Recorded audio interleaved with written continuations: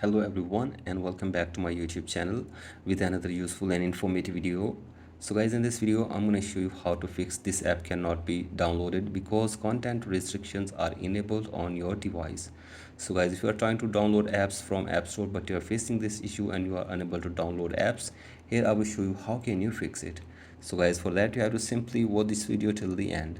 So guys, first of all, open settings on your device and then scroll it below all the way and go to screen time and scroll it below and go to content and privacy restrictions, and then you have to simply tap on iTunes and App Store purchases and then go to installing apps, and if it is not allowed then you have to simply check this to allow, and after this check if the problem is fixed or not, and if the problem is still there then turn off content and privacy restrictions from here.